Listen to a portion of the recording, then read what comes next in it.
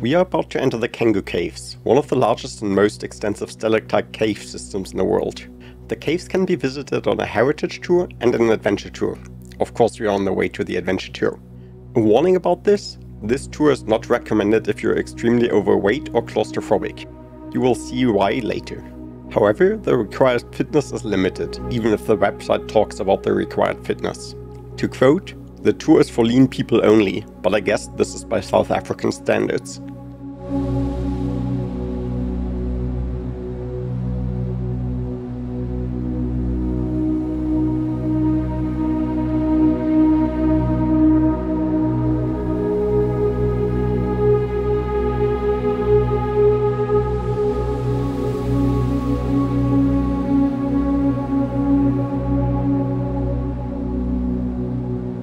After a short introduction, the tour starts in a large hall. Where previously only small oil lamps provided some light, the cave is now illuminated by a large lighting system. As a side effect, the beautiful formations already show many traces of vegetation due to the regular lighting. In the adventure tour, you don't spend too much time in the other areas of the cave, so we recommend you take it all in while you spend time in this hall.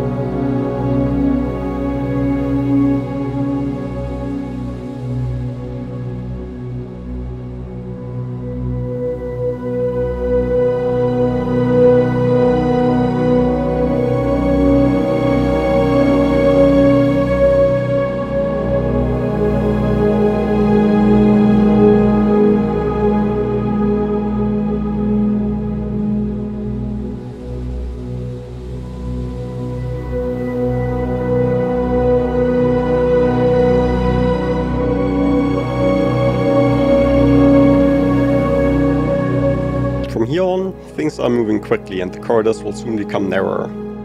You're not given any helmets, so you really should watch your head while you're climbing up. On the tour we will pass three major narrows: the Tunnel of Love, the Devil's Chimney and the Devil's Letterbox.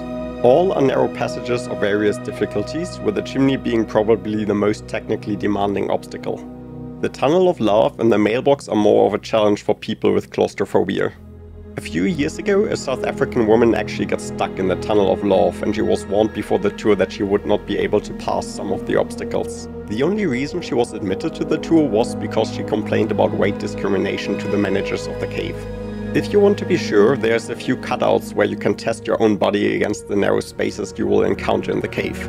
In the case of the South African woman, a group of tourists were trapped in the cave for more than 10 hours on New Year's Day before the woman could be freed from the tunnel.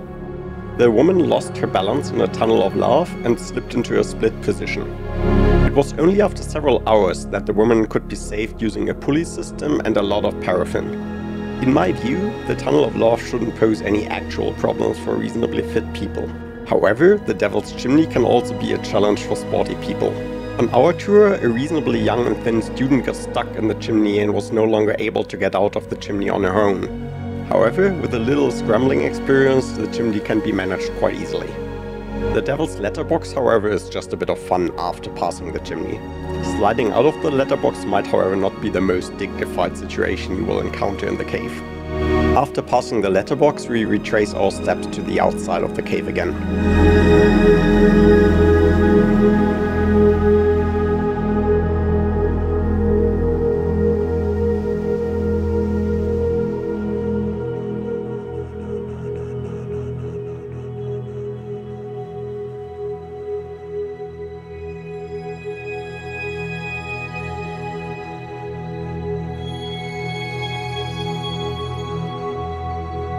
If you're lucky, you might also spot some of the local creatures populating the hills around the caves.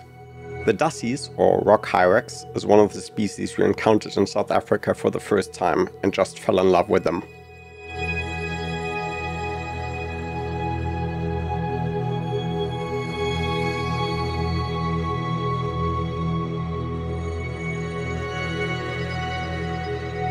So thank you so much for watching.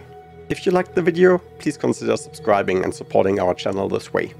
Until next time.